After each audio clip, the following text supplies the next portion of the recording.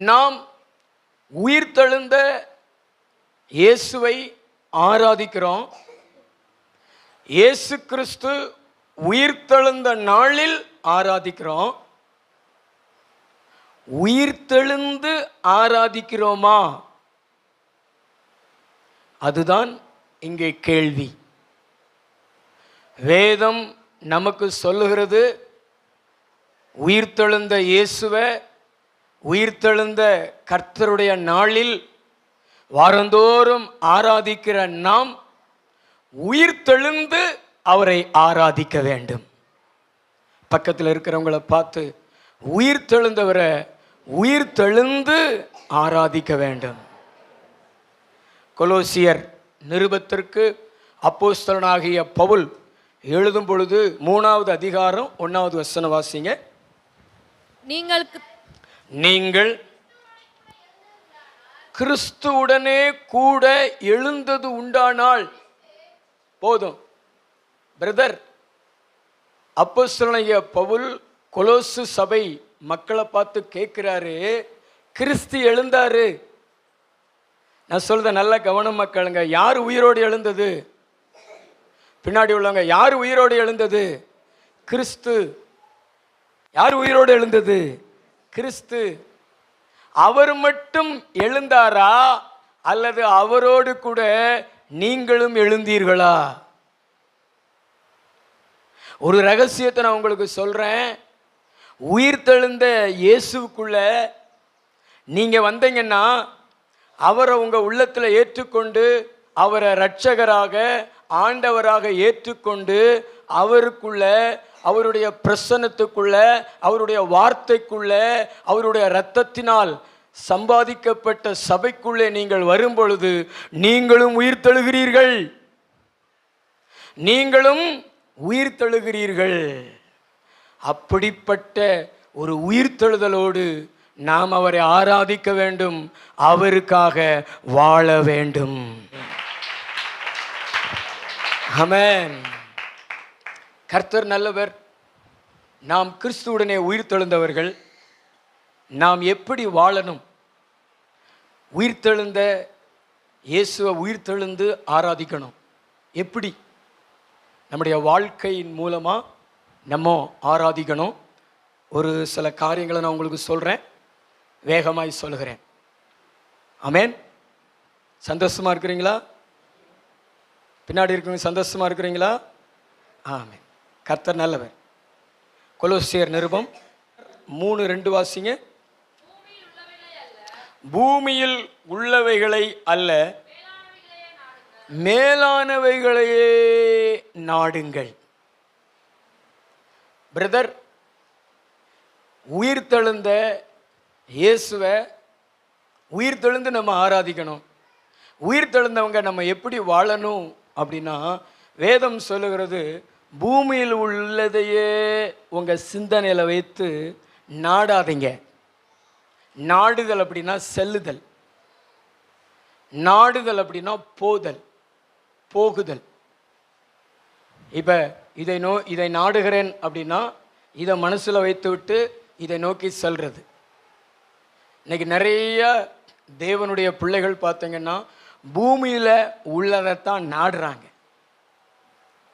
ஆனால் பைபிள் சொல்லுகிறது, மேலானதை நாடுங்க.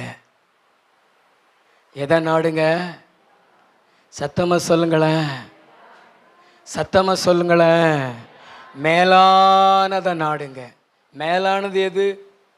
பரலோகம்.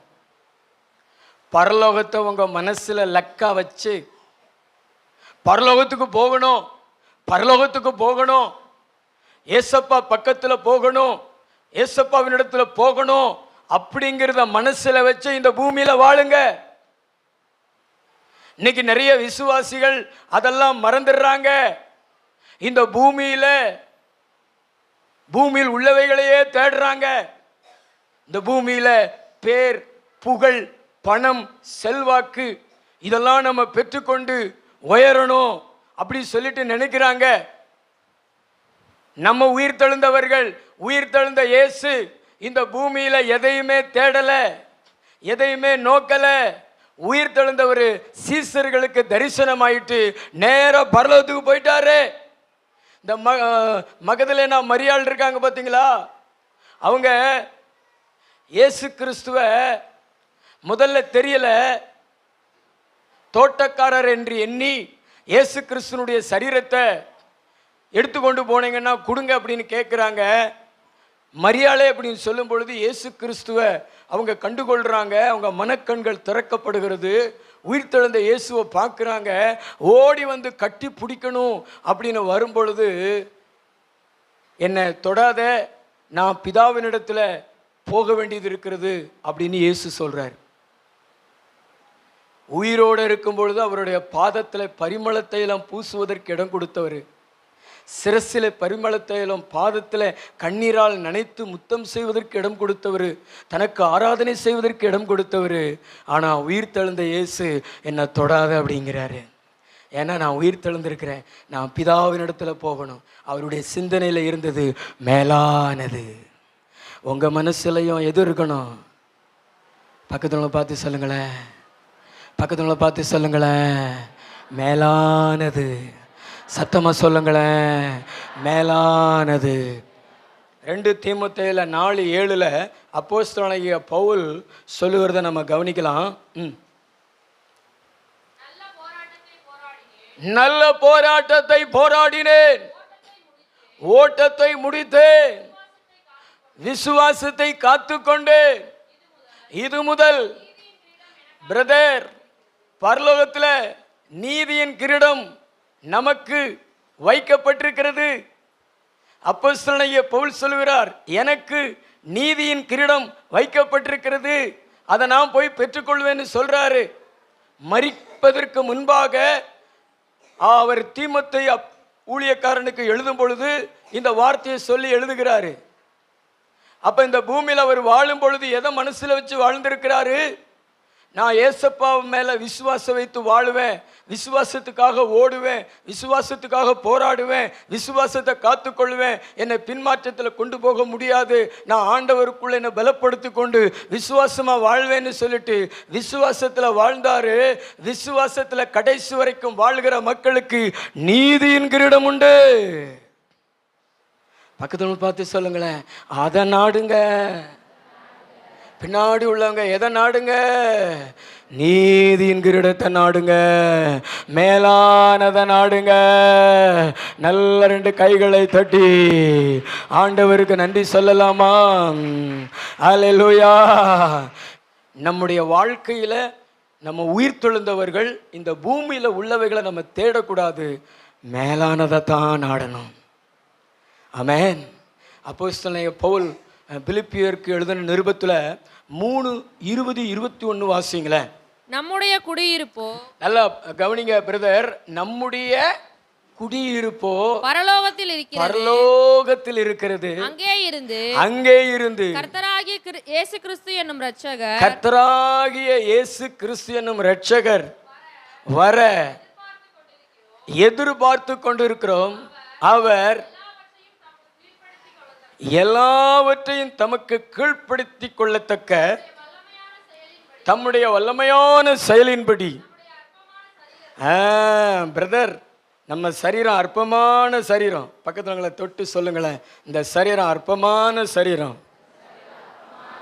அழிஞ்சு போகிற சரீரம். ஆனா ஏசப்பா வரும்பொழுது அவருடைய வல்லமையினால அழியாத மகிமையின் சரீரமாக மாற்றுவாரு. அதை தேடுங்க, அதை நாடுங்க. இன்னைக்கு இருக்கிற மக்களெல்லாம் பாருங்களேன், ரொம்ப புத்தி இல்லாமல் வாழ்கிறாங்க. நிறைய சொத்து சேர்க்குறாங்கங்க, வீடெல்லாம் பெருசு பெருசாக கட்டுறாங்கங்க. நிறைய சொத்துக்களை சேர்த்துட்டு அதை அனுபவிக்க முடியாமல் செத்து போயிடறாங்கங்க. கல்லறையில் கொண்டு போய் புதைச்சிடுறாங்க. நம்மெல்லாம் உயிர் தெழுந்தவர்கள். இந்த உலகத்தை பார்த்து நம்ம ஏமாறக்கூடாது. உலகத்தில் நமக்கு தேவையானதை தேவன் தருவார். ஆனால் நம்முடைய மனசில் இருக்கணும், என் சரீரம் மகிமையின் சரீரமாக மாறணும், இயேசுவின் உயிர் தெழுந்த சரீரமாக மாறணும். இயேசு கிறிஸ்து மத்திய ஆகாயத்தில் வரும் பொழுது நான் கல்லறைக்குள்ள இருந்தா நான் எழுந்திருக்கணும், ஒருவேளை உயிரோடு இருந்தா நான் மறுரூபமாகி அவரை போல அவரோடு கூட அவரிடத்துல என்றென்றைக்கு இருக்கணும் அப்படிங்கிறத நம்முடைய மனசுல வச்சு நாடணும். பின்னாடி உள்ள சகோதரிகளுக்கு புரியுதா? இந்த உலகத்தை பார்த்து ஏமாறாதீங்க. இந்த உலகத்தில் உள்ள மக்களை பிசாசு ஏமாத்துறான். உலகத்தில் இருக்கக்கூடிய எதையோ காமிச்சு இதெல்லாம் உனக்கு நிரந்தரம், இதுதான் உனக்கு முக்கியம் அப்படி சொல்லி ஏமாத்துறான். ஆனா ஒரு நாள் ஏமாந்து போறாங்க. ஆனா நாம் அப்படி அல்ல. நம்ம எல்லாம் தேவனுடைய ராஜ்யத்திலே சேர போகிறவர்கள். இந்த பூமியில நமக்கு தேவையானதை தருவாரு, ஒரு குறைவில்லாம தருவாரு. நம்ம எல்லாத்தையும் தேவன் சந்தித்து குறைவில்லாமல் நடத்துவாரு. ஒரு நாள் நம்மளை மத்திய ஆகாயத்தில் வரும் பொழுது நம்முடைய சரீரத்தை அவருடைய வல்லமையினாலே மறுரூபப்படுத்தி பரலோகத்துக்கு எடுத்துக்கொள்ளுவாரு. நான் சொல்றது எத்தனை பேர் நம்புறீங்க? நம்புனீங்கன்னா நல்ல கைத்தட்டி கொஞ்ச நேரம் அந்நிய பாஷையில பேசுங்களேன். ஆண்டவர் இப்பொழுது ஆவியானவர் மூலமா ஒரு மறுரூப அனுபவத்தை தருகிறார். ஹல்லேலூயா. இன்னைக்கு பணம் வச்சிருக்கிறவன் தான் பெருசா தெரியுறான் மக்களுக்கு. ஆனா இயேசுவை வச்சிருக்கிறவன் தான் பெருசு. பணம் அவனை விட்டு போயிடும், ஆனா இயேசு அவனை விட்டு போக மாட்டார், பரலோகத்துக்கு கூட்டிட்டு போவார். அதனால பணம் வேண்டாம்னு ஆண்டவர்லாம் சொல்லலை, அவர் தருவார். ஆனால் நம்முடைய நாடுதல், நம்முடைய நம்ம லக்கு அதான் இருக்கக்கூடாது. பரலோகத்துக்கு போகணும், மகிமையின் சரீரமாக என் சரீரம் என்ன செய்யணும்? மாறணும். பக்கத்துல தொட்டு இதெல்லாம் அழிஞ்சு போகிற சரீரம், ஆனால் அவர் ஒரு சரீரம் தருவார். அவருடைய வல்லமை நமக்குள்ள பாயும் பொழுது அவர் ஒரு சரீரம் தருவார். அதான் மகிமையின் சரீரம். ஆமென். ரெண்டாவது ஒரு காரியத்தை வாசிங்க. கர்த்தருக்கு ஸ்தோத்திரம். அப்போஸ்தலர் நடபடிகள் 4:33 வேகமா வாசிங்க.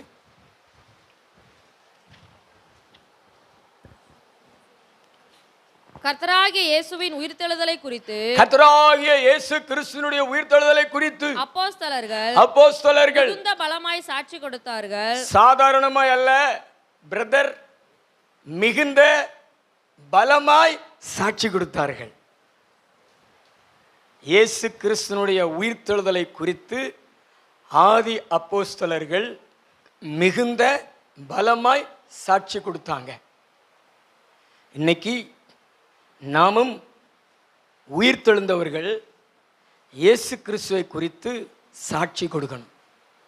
முதல்ல அவருடைய காட்சியை பார்க்கணும், ரெண்டாவது சாட்சி கொடுக்கணும். ஆதி அப்போஸ்தலர்கள் காட்சியை பார்த்தாங்க. தோமாக்கெல்லாம் நம்ம தமிழ்நாட்டுக்கு வந்தார் பார்த்தீங்களா, தோமா, அவரெல்லாம் இயேசு கிறிஸ்துனுடைய விழாவில் தன் கையை விட்டு பார்த்தவர். இந்த கையில் கையை விட்டு பார்த்தவர். அவர் கலர் இன்னும் அங்கே இருக்கு, சாந்தோமில் இருக்குது. நான் போய் பார்த்துருக்கிறேன். அங்கே தான் அவர் கொலை செய்யப்பட்டார். அவர் ஜெபித்து கொண்டிருக்கும் பொழுதே அவர் ஈட்டினால் பின்னாடி இருந்து குத்தி அவர் ரத்தம் சிந்தி மரித்தார். 12 பேரில் ஒன்றை இயேசு கிறிஸ்து நம்ம இந்தியாவுக்கு கொடுத்தார், அதுவும் நம்ம தமிழ்நாட்டுக்கு கொடுத்தார். எவ்வளவு நல்ல இயேசு பாருங்களேன்.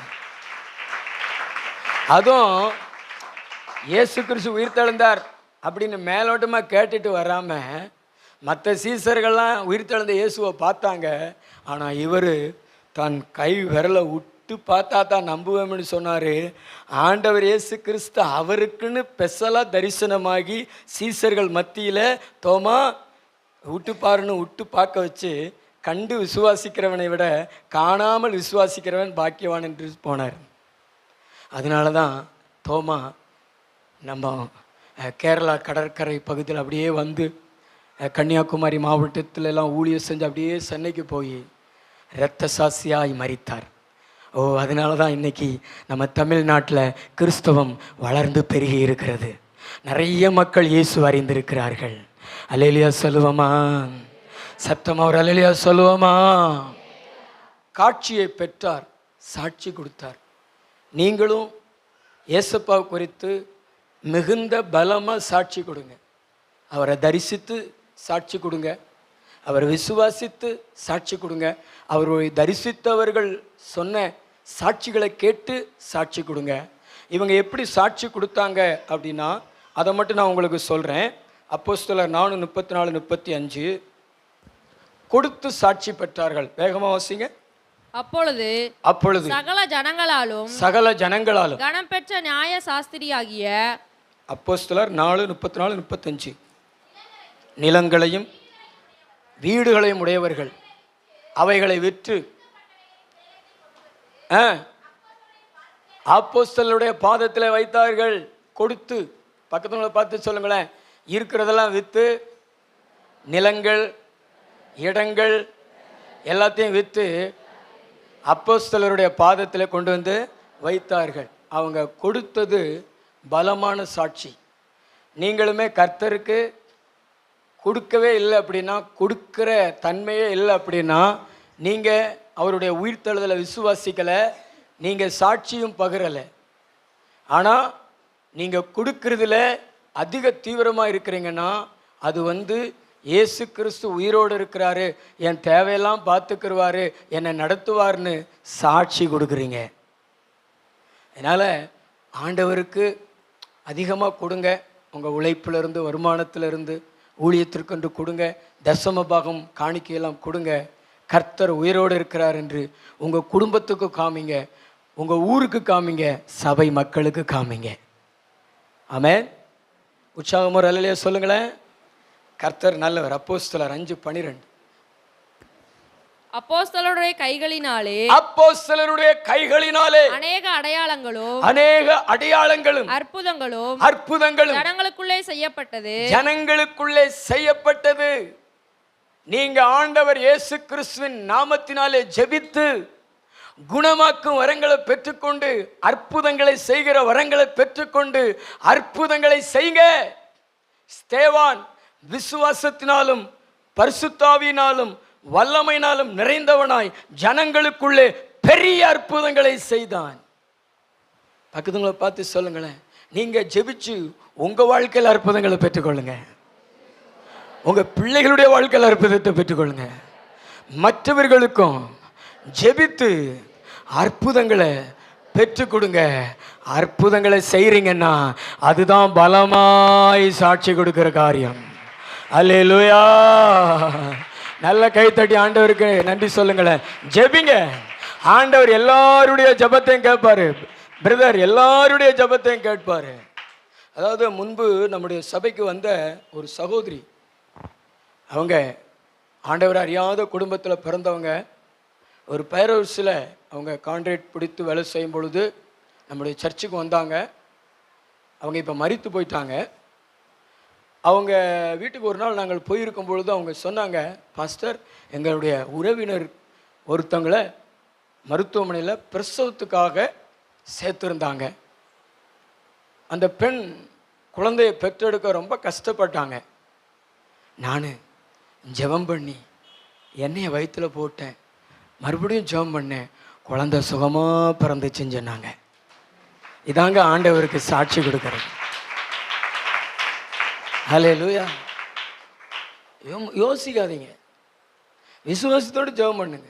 உங்கள் விசுவாசம் அநேகரை உயிர்ப்பிக்கும். அற்புதங்களை பெற்றுக் கொடுங்க. பிள்ளைகளுக்கானாலும் பேர பிள்ளைகளுக்கானாலும். உங்கள் பேர பிள்ளை காய்ச்சல்னு வருதா, ஜெபத்தை பண்ணுங்க. இந்த இங்கே ஒரு பையன், அவனை காணும், பரலோகத்துக்கு போயிட்டானுங்க போல். இந்த சாம் ஜான் 2 பையங்க வருவாங்கள்ல, ஆமாம். அதில் அந்த ஜானுக்கு கையில் எறும்பு கடிச்சிச்சு போல். 3 நாள் வீக்கம். ஜெபம் முடிஞ்ச உடனே ஓடி வந்துடுவான், கையை நீட்டுவான், பாஸ்டர் எனக்கு ஜெபம் பண்ணுங்க, இன்னும் வலிக்குது, இன்னும் வீக்கம் குறையலை. நானும் ஜெபம் பண்ணி விடுவேன். குறைஞ்சிருச்சான்னு கேட்பேன், கொஞ்சம் குறைஞ்சிருச்சு. மறுநாள் ஜெபம், கொஞ்சம் குறைஞ்சிருச்சு. 3ஆவது நாள் ரொம்பவே குறைஞ்சிருச்சு. தேவன் உனக்கு அற்புதம் செஞ்சிட்டார். ஹல்லேலூயா. ஜெபிங்க. இன்னொரு பையன் வருவான், அவன்கிட்ட ஜெபம் பண்ணுவேன். அவன் காய்ச்சல்னா காய்ச்சல் அப்படிமா. அவன் பாஷை நமக்கு புரியாது, காட்சன். ஆமாம். பிற அவனை கீழே உழ வச்சு ஜெபம் பண்ணி மறுபடியும் அனுப்பி விடுவான். கர்த்தர் நல்லவர். நான் சின்ன வயசுலேயே பிள்ளைகளை உயிர்ப்பித்து கொண்டு இருக்கிறேன் விசுவாசத்தினால. நீங்களும் உங்கள் பிள்ளைகளை உங்களுக்குரியவர்களை உயிர்ப்பீங்க. ஒரு நாளும் அவிசுவாசமான வார்த்தையை பேசாதீங்க. உங்கள் வாழ்க்கையில் பேடு நடந்தாலும் அதை பெஸ்ட்டு அப்படி சொல்லுங்கள் மற்றவங்களிடத்துல. அதை பெஸ்ட்டாக சிந்திங்க. அதை எப்படி சிந்திங்க? பெஸ்ட்டாக சிந்திங்க. என் மனைவியின் இடத்துல கூட நான் இந்த கால் வலிக்கு இந்த வாரம் செய்தியில் ஒரு கடைசி பாயிண்ட் வந்துச்சு பார்த்தீங்களா? மாம்சத்தில் பாடுபட்ட இயேசு. நம்ம பாடுபடுகிறது மற்றவங்க ரட்சிப்புக்கு ஏதுவாகும் அப்படி நான் சொன்னேன். நீதி நிமித்தமாக துன்பப்படுகிறவர்கள் பாக்கியவான்கள் என்று சொன்னேன். உலகம் சொல்லும், யாராவது நோய்வாய்ப்பட்டாங்கன்னா அவள் என்ன பாவம் செஞ்சாலோ, அவள் கஷ்டப்படுறான்னா அவள் என்ன பாவம் செஞ்சாலோ அப்படின்னு தன்னை நீதிமானாக்கிட்டு மற்றவங்களை குற்றப்படுத்தும். ஆனால் பைபிள் அப்படி சொல்லப்படலை. நீதிமான்களுக்கு அநேக துன்பங்கள் உண்டு, கர்த்தர் அவை எல்லாவற்றிலும் நின்று நம்மளை விடுவிப்பார்னு பைபிளில் போட்டிருக்கிறது. அல்லேலூயா. நான் சொன்னேன், அநேகருடைய பிரயோஜனத்துக்காக இந்த வலியை உனக்கு ஆண்டவர் அனுமதிச்சிருக்கலாம் அப்படி சொன்னேன். அல்லேலூயா. இதாங்க உயிர்ப்பித்தல். இயேசுவை குறித்து நம்ம சாட்சி கொடுத்துக்கிட்டே இருக்கணும். பக்கத்தில் உங்களை பார்த்து சொல்லுங்களேன், சாட்சி கொடுத்துக்கிட்டே இருக்கணும். உங்கள் சாட்சி அவங்களை அப்படியே உற்சாகப்படுத்தணும். உங்கள் சாட்சியை அவங்க பார்த்து, நீங்கள் சொல்கிற வார்த்தையை பார்த்து அவங்க சுகமாகி ஆண்டவருக்கு சாட்சியாக மாறிடணும். நல்ல தலைக்குதல் கூட கைத்தட்டி தெய்வத்தை மகிமைப்படுத்துங்களேன், இயேசுவை மகிமைப்படுத்துங்களேன். அப்போஸ்தலர் 5:30-31 வாசிங்க. அப்போஸ்தலர் 5:30-31. நீங்களும் நீங்கள் மரத்திலே தூக்கி கொலை செய்த இயேசுவை நம்முடைய பிதாக்களின் தேவன் எழுப்பி இஸ்ரவேலுக்கு மனம் திரும்புதலையும் பாவ மன்னிப்பையும் அவரை அதிபதியாகவும் இரட்சகராகவும் தமது வலதுகரத்தினாலே உயர்த்தினார். அதாவது சத்தியத்தை மக்களுக்கு சொல்லுங்க. பிரதான ஆசாரியர்கள், வேத பாரகர்கள், அப்போஸ்தலனாகிய பேதுருவை கூப்பிட்டு, சீசர்களை கூப்பிட்டு மிரட்டுறாங்க. நீ இந்த நாமத்தை குறித்து பேசக்கூடாது அப்படி சொல்கிறாங்க. ஏன்னா அவங்க பேசாதபடிக்கு பிறவி சப்பானியை எழுப்பிட்டாங்க. அதனால் ஜனங்கள்லாம் பார்த்தீங்கன்னா ஏசப்பாவை ஏற்றுக்கொள்வதற்கு ரெடியாக இருக்கிறாங்க. ஏற்றுக்கொண்டாங்க. 5000 பேர்கிட்ட ஏற்றுக்கொண்டாங்க.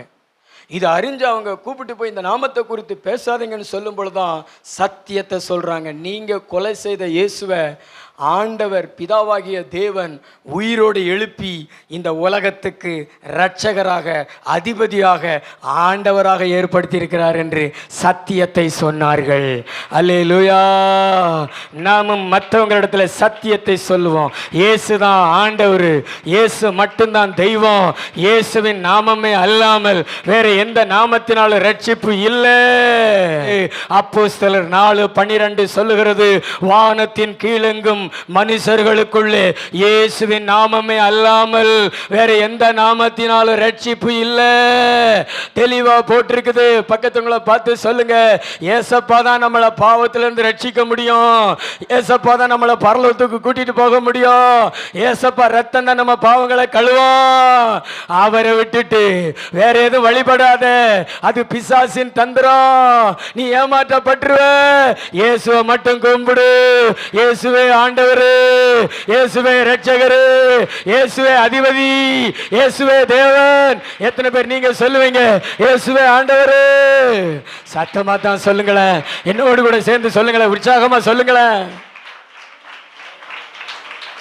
ஆமா, ஆண்டவர் நமக்கு கொடுத்திருக்கிற இந்த கிறிஸ்துவின் சரீரமாகிய சபைக்கு வந்து அவரிடத்துல ஜெபம் பண்ணி அவரை ஆராதிச்சு ஆண்டவருடைய வார்த்தையை முழுமையா கேளுங்க. நல்லா இருப்பீங்க, நல்லா இருப்பீங்க, பரலோகத்துக்கு போவீங்க. நம்மெல்லாம் உயிர் தெழுந்தவர்கள். நாம் உலகத்து மக்கள் அல்ல பிரதர். நாம் உயிர் தெழுந்தவர்கள், கிறிஸ்துவுடனே கூட எழுந்தவர்கள். அவர் மட்டும் உயிர் தெழல, அவருக்குள்ள வந்த நம்மளும் உயிர் தெழுந்திருக்கிறோம். சாட்சி கொடுங்கள். இயேசுவை குறித்து பலமாக சாட்சி கொடுங்க, ஸ்ட்ராங்காக சாட்சி கொடுங்க. வாயில் வார்த்தைகள் எதுவும் பேச முடியாத அளவு சாட்சி கொடுங்க. கர்த்தர் உங்களுக்கு அற்புதங்களை செய்வார். அல்லேலூயா. கொலோசியர் 3:5 வாசித்து பாருங்களேன். மூன்றாவதாக கொலோசியர் 3:5. ஆகையால் விபச்சாரம், அசுத்தம், மோகம், துர்இச்சை, விக்கிரக ஆராதனையான பொருளாசை இவைகளை பூமியில் உண்டு பண்ணுகிற உங்க அவயங்களை அழித்து போடுங்கள். மேல உள்ள வசனத்தை வாசிங்க.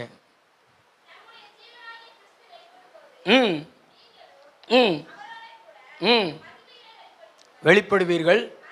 ஆகையால் போதும் போதும், நான் சொல்ற நல்ல கவனிங்க. இந்த பூமியில பரலோக வாழ்க்கை வாழுங்கள். இந்த பூமியில பரிசுத்த வாழ்க்கை வாழுங்கள். உயிர்த்தெழுந்தவர்கள் எப்படி வாழ வேண்டும் இந்த பூமியில?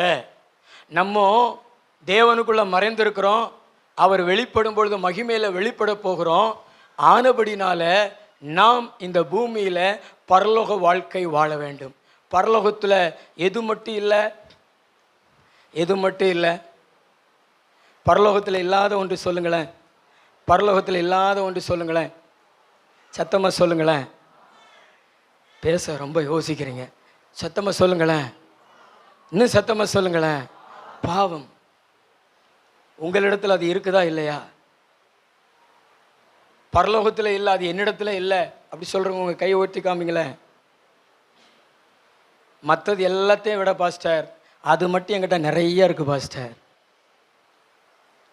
பரிசுத்த ஆவியானவர் சொல்கிறாரு, பரிசுத்தமான வாழ்க்கை வாழுங்க, விபச்சாரம் பண்ணாதீங்க பிரதர். பக்கத்தில் உங்களை பார்த்து சொல்லுங்களேன், விபச்சாரம் பண்ணாதீங்க. என்ன அமைதியாக இருக்குங்க? பக்கத்தில் உங்களை பார்த்து சொல்லுங்க, விபச்சாரம் பண்ணாதீங்க. அசுத்தத்துக்கு இடம் கொடுக்காதீங்க. காம விகாரத்துக்கு இடம் கொடுக்காதீங்க. துர் இச்சைக்கு இடம் கொடுக்காதீங்க. பொருளாசைக்கு இடம் கொடுக்காதீங்க. இது எல்லாமே இந்த சரீர பிரகாரமான பாவங்கள், அதாவது சரீரத்தை வச்சு செய்கிற பாவங்கள். இது உங்கள் சரீரத்தின் மூலமாக தான் நீங்கள் செய்கிறீங்க. அதனால அதை அழிச்சு போடுங்க. அதாவது அந்த செயல்பாடுகளை அழிச்சு போடுங்க. விபச்சாரம் செய்கிற உங்கள் சரீரத்தில் இருக்கிற அந்த தன்மையை அழிச்சு போடுங்க. மோகத்துக்கு இடம் கொடுக்காதீங்க. துர் இச்சைகளுக்கு இடம் கொடுக்காதீங்க. அசுத்தத்துக்கு இடம் கொடுக்காதீங்க. அசுத்தம் என்பது சிந்தனையில் அசுத்தம், சரீரத்தில் அசுத்தம். இது எல்லாமே இதை விளக்கமாக சொல்ல முடியாது. ஆனால் ஒன்றை நான் உங்களுக்கு சொல்லுகிறேன், நீங்கள் பூலோகத்தில் பரலோக வாழ்க்கை வாழுங்கள். இல்லைன்னா உங்கள் மேலே தேவ கோபாக்கினை வரும். அதை தெளிவாக பதிவு செய்கிறாரு. மறுபடியும் அதை வாசிங்க, மைக்கில் வாசிங்க. ஆகையால் விபச்சாரம், அசுத்தம், மோகம், துர்இச்சை, விக்கிரக ஆராதனையான பொருளாசை இவைகளை பூமியில் உண்டு பண்ணுகிற உங்கள் அவயங்களை அழித்து போடுங்கள். இவைகளின் பொருட்டு கீழ்ப்படியாமையின் பிள்ளைகள் மேல் தேவ கோபாக்கினை வரும். என்ன கோபாக்கினை வரும்? நல்ல சத்தம் ஒரு அல்லேலூயா சொல்லுங்களேன். தேவ கோபாக்கினை என்ன செய்யும்? வரும். பக்கத்துல பார்த்து சொல்லுங்களேன், என்ன கோபாக்கினை வரும்? தேவ கோபம் வரும். தேவ கோபத்துக்கு ஆளாகாதீங்க. சோதோம் குமோரோ பட்டணத்தில் தேவ கோபத்துக்கு ஆளானது மாதிரி நீங்களும் தேவ கோபத்துக்கு ஆளாகாதீங்க. ஆமென். உற்சாகம் ஒரு அல்லேலூயா சொல்லுங்களேன். பரிசுத்தமாக வாழ்வது ஒரு முட்டாள்தனம் அல்ல, ஒரு அறியாமை அல்ல. பரிசுத்தமாக வாழ்கிறவங்களை பார்த்து பைத்தியக்காரங்களை நினைக்காதீங்க. பிரதர், பாவத்தை அனுபவிக்கிறவங்களை பார்த்து நீங்கள் ரொம்ப பெருமையாகவும் பரிசுத்தமாக வாழ்கிறவங்களை பார்த்து ரொம்ப அற்பமாக நினைக்காதீங்க. ஆனால் சோதோம் குமோரோ பட்டணத்தில் வந்த அழிவு போல ஒரு நாள் அழிவு வரும் பொழுது தான் பரிசுத்தமாய் வாழ்ந்தது தான் புத்திசாலித்தனம் என்று நீங்கள் உணர்வீர்கள்.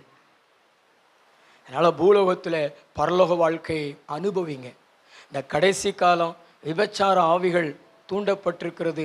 இச்சையின் ஆவிகள் கட்டவிழ்த்து விடப்பட்டிருக்கிறது. நீங்கள் எல்லாம் அப்படிப்பட்ட காரியங்களுக்கு இடம் கொடுக்காதபடிக்கு நோவா காலத்தில் நோவாவும் அவருடைய மனைவி பிள்ளைகளும் எப்படி வாழ்ந்தாங்களோ அதே மாதிரி உங்களை இந்த பூமியில் பரிசுத்தத்துக்கு ஒப்பு கொடுத்து வாழுங்க. ஆமென்.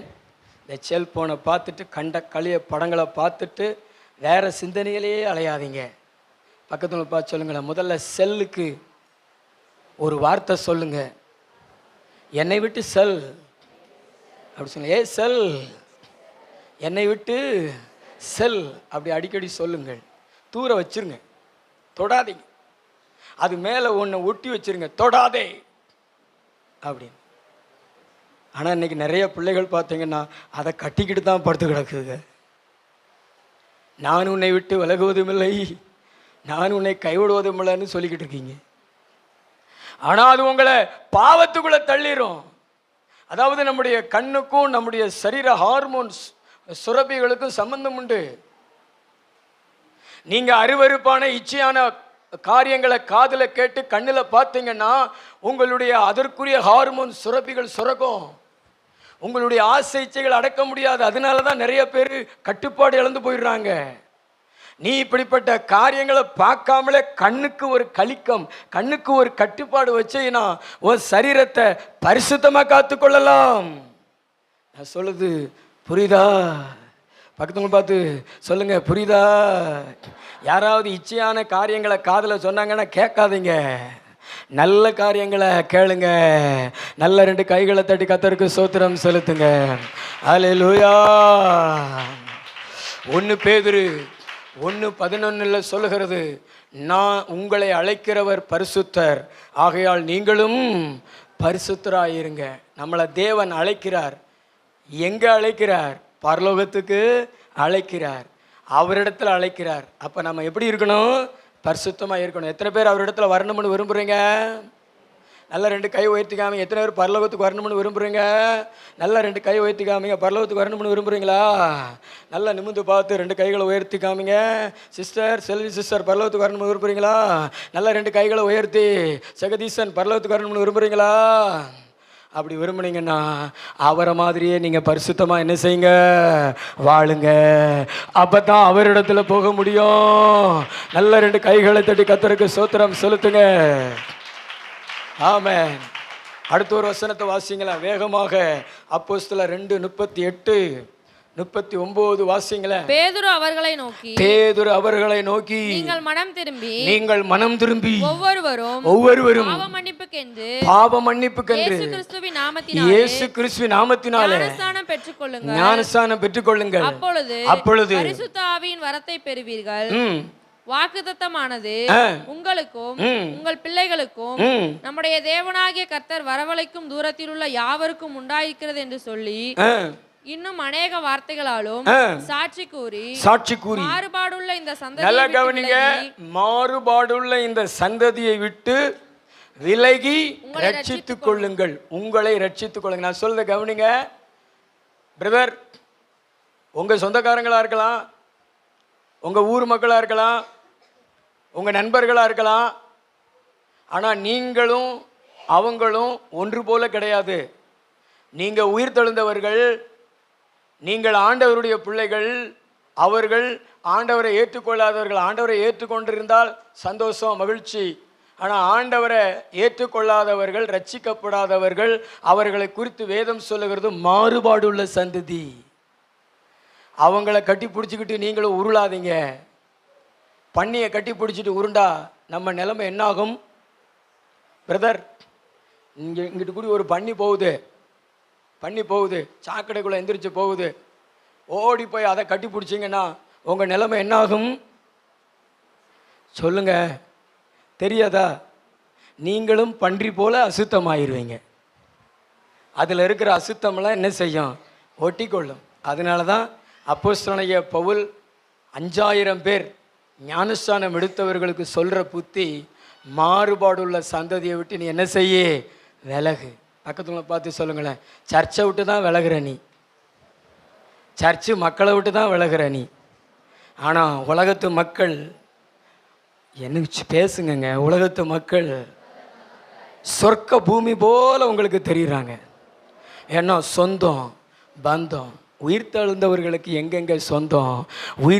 உயிர்த்தெழுந்தவர்களுக்கு சொந்தம் இயேசு தானே சொந்தம், அவருடைய பிள்ளைகள் தானே சொந்தம். ஆனால் பாட்டு மட்டும் பாடிக்கிருவோம். எப்படி பாடுவோம் தெரியுமா? சொந்தம் என்று சொல்லிக்கொள்ள உம்மை விட யாரும் இல்லை. இதெல்லாம் நீங்கள் பாடும்பொழுது ஆண்டவர் எப்படி இருப்பார் தெரியுமா? அப்படி புன்முறுவலாக சிரிப்பார். எதுக்காக தெரியுமா? என் மகன் எவ்வளோ பொய்யா பாடுறா.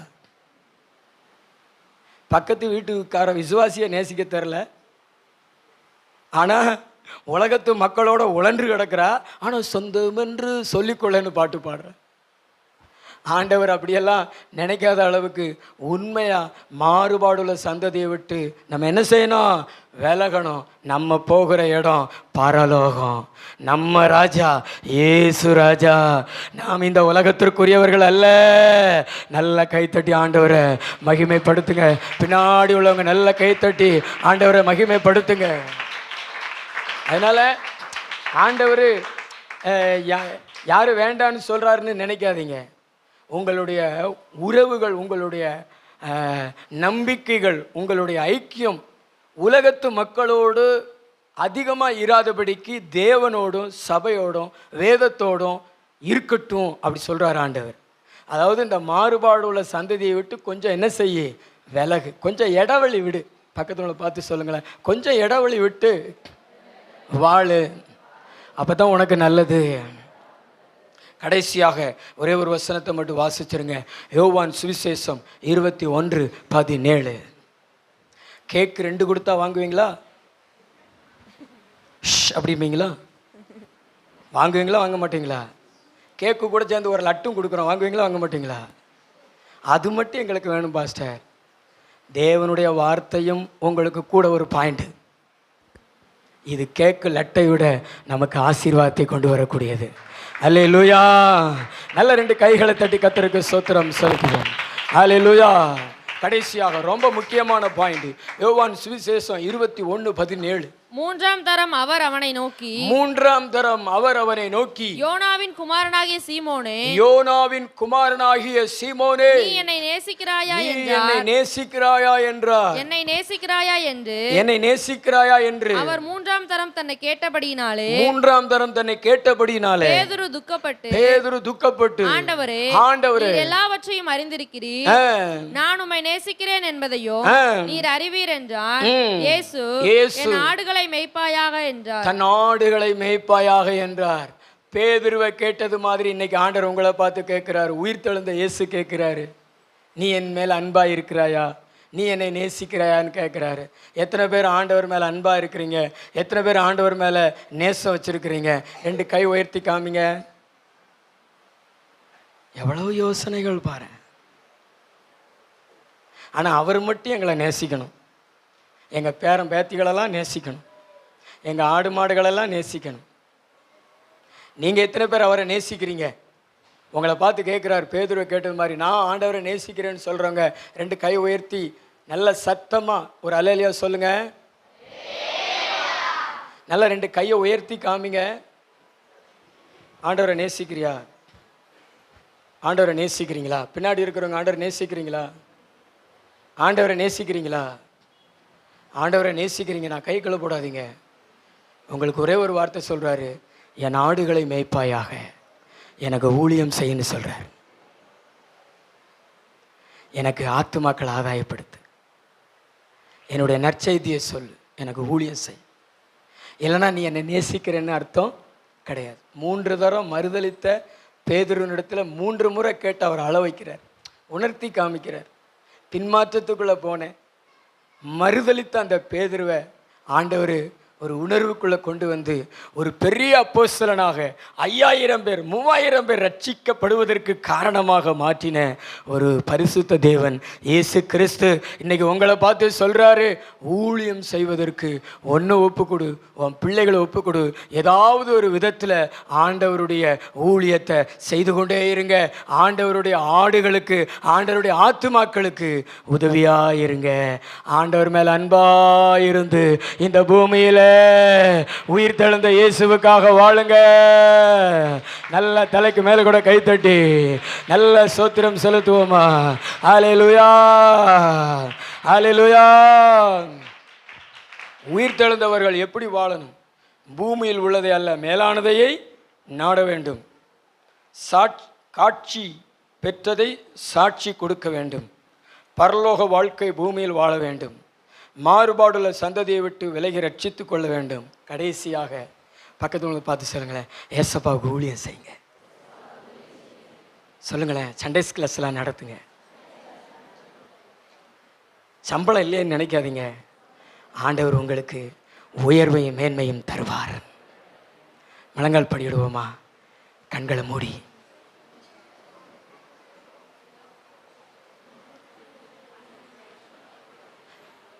எத்தனை பேர் இயேசுவோடு உயிர்த்தெழுந்த அனுபவத்தை பெற்ற நீங்க அப்படிப்பட்ட ஒரு வாழ்க்கை வாழ போறீங்க?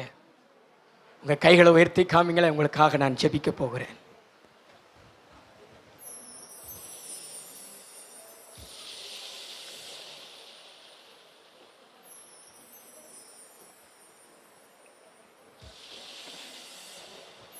வலது கரத்தை உயர்த்தி. சகோதரர்கள் எத்தனை பேர் நான் உயிர் தெழுந்தவன், நான் பரிசுத்தமாக வாழ்வேன், ஆண்டவருக்கு ஊழியம் செய்வேன், இந்த பூமியில் உள்ளதல்ல மேலானதை நாடுவேன்னு சொல்றவங்க உங்க கை உயர்த்தி காமிங்களேன்.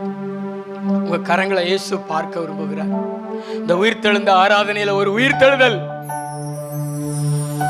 உங்க கை மட்டும் உயரட்டும். வாலிப தம்பி, ஆண்டவருக்கு ஊழியம் செய்வியா? ஆடுகளை மேய்ப்பியா? எத்தனை வாலிப பிள்ளைகள் முழங்கால் படிட்டு கொள்ளுங்களேன். அவர் மேல அன்பு கூறுங்களேன்.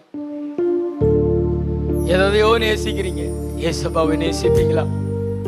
நமக்காக உயிர் தெழுந்த இயேசுவை நேசிப்பீங்களா? நல்ல கை உயர்த்தி. உங்களுக்கு நான் ஊழியம் செய்வேன் இயேசப்பா, சின்ன பிள்ளைகள் கூட்டம் நடத்துவேன் இயேசப்பா, நற்செய்தி சொல்லுவேன் இயேசப்பா, ஏதாவது ஒரு விதத்துல நான் ஊழியம் செய்வேன், நான் முழு நேரமா ஊழியத்துக்கு வருவேன் ஆண்டவரே அப்படியெல்லாம் சொன்னீங்கன்னா இந்த கைகளை உயர்த்தி காமிங்களேன். இனி முழங்கால் போட்டு ஒப்பு கொடுங்களேன். அர்ப்பணிக்கிற நேரம், அர்ப்பணிக்கிற கை உயர்த்தி, இயேசுவே ஏதாவது ஒரு விதத்துல நான் உங்களுக்கு ஊழியம் செய்ய வேண்டாடி. சகோதரிகள் சொல்லுங்களேன், வாலிப தம்பிகள் ஏதாவது ஒரு விதத்துல, பா உங்க ஆடுகளை நான் மேய்ப்பாண்டவரே. ஆண்டவர் கை உயர்த்தி இருக்கிற நிறைய பேரை கண்ணோக்கி பார்க்கிறாரு.